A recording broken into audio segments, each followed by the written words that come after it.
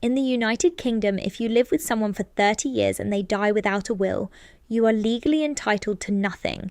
Not a share of the house, not the savings account you both paid into, not the car that was in their name even though you drove it every day. Nothing. The law does not recognize what you built. It recognizes only what was documented, and if nothing was documented, it defaults to blood, to children, to siblings, to parents, in a strict order that does not include the person who was there every day for 3 decades, who held their hand in the hospital, who identified the body, who arranged the funeral, who came home to a house full of their things and had to keep functioning. I came home from the solicitor's office on a Tuesday afternoon in October, and the coat he had worn the previous winter was still on the hook by the door. I had not moved it. I did not move it that day either. I walked past it into the kitchen and stood at the counter and looked at the garden and understood for the first time the full weight of what the law had just told me. The house was not mine. The savings were not mine. 30 years of a shared life, and I was a guest in it. The retention anchor is this. He had tried to make a will. He had written letters to a solicitor about it. 2 letters, both carefully worded, both describing what he wanted to happen when he died and who he wanted to protect. He never sent them. They were in a drawer in his desk in the study, in envelopes that had never been sealed, next to a pad of writing paper and a pen that had run dry. I found them 8 weeks after the funeral when I was finally able to go through his things. By then, his children had already instructed their own solicitor and made their claim. My name is Margaret. I was with David for 31 years.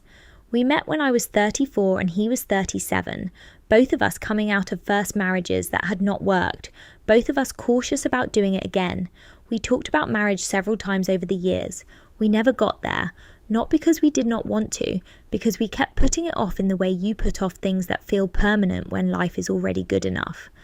David had 2 children from his first marriage, a son called Philip and a daughter called Claire, both now in their 40s. I had known them since they were teenagers. Our relationship was not warm, but it was functional.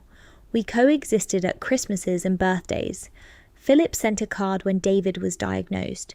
Claire did not. David died in April. Heart failure, sudden, at home, which meant I was there and his children were not. I called the ambulance. I called Philip. I sat in the kitchen while the paramedics worked and looked at the magnets on the fridge, the ones we had collected from places we had been, and understood from the sound of things that it was not going to be all right. The magnets are still there. I have not been able to take them down. Philip and Claire made their claim under the rules of intestacy, the legal framework that distributes a person's estate when they die without a will, giving everything first to a spouse and then to children in equal shares. David had no spouse. Everything went to his children. The house, valued at £380,000. The savings account with £47,000 in it. The car, the contents, everything that had been his name was now theirs, including the home I had lived in for 22 years.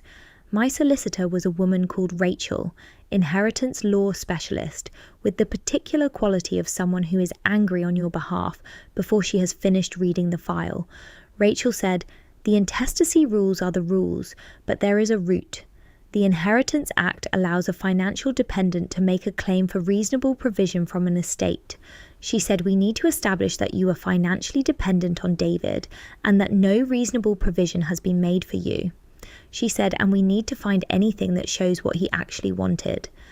The neighbour was a woman called Jean, retired, sharp, present at the edges of things in the way of someone who notices everything and says little. Jan had been our neighbour for 16 years.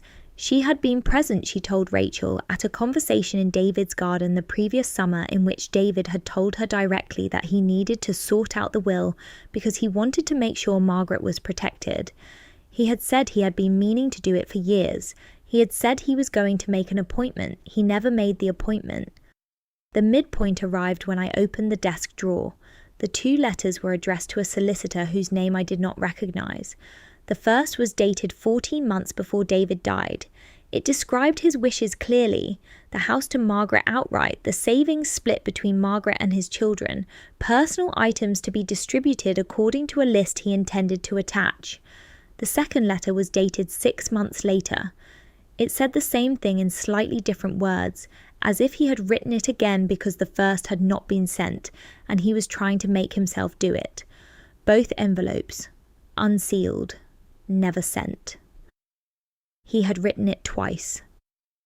Rachel filed the Inheritance Act claim and attached both letters as evidence of the deceased's stated intentions. Philip and Claire's solicitor objected that unsigned draft letters had no legal standing as testamentary documents. Rachel did not argue that they were legal documents. She argued that they were evidence of what a reasonable person in David's position would have wanted, and that failing to make provision for a 30-year partner while leaving everything to children he had seen perhaps 4 times a year was not reasonable provision under the Act. Philip and Claire filed a counterclaim alleging that I had exercised undue influence over David during his illness, and that the letters had been written under my direction. Undue influence. I had not known the letters existed until I found them. I had never asked David to make a will on my behalf.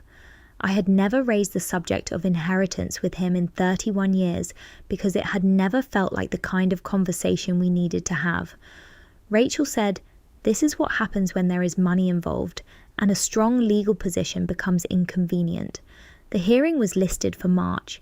In January, Philip and Claire's solicitor made a settlement offer. £140,000, roughly a third of the estate's value, structured as a payment in lieu of the house rather than a share of it. No admission of their counterclaim being withdrawn. Rachel advised me to reject it and counter with the house or its equivalent value. I countered. They rejected. The appeal is ongoing. I want to be honest with you about what this has cost beyond the legal fees. I have not been able to grieve properly because grieving requires stillness, and the case requires the opposite. I have spent 14 months treating the man I loved as an estate to be divided, rather than a person to be mourned. The coat is still on the hook by the door. I have left it there because taking it down feels like conceding something, and I am not ready to concede anything yet. Jean gave a witness statement. In it, she recorded the garden conversation word for word. She said David had told her he had already written it all down. He just needed to post it. The letters were stamped. He had bought stamps and put them on the envelopes. They were there in the drawer, ready to go, with stamps already on them. He just never posted them. What do you do with that?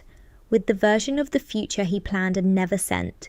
I am still inside the appeal and I do not know how the story ends yet. But I know what he wanted. He wrote it down twice, and whatever the court decides, that is the thing I am holding on to.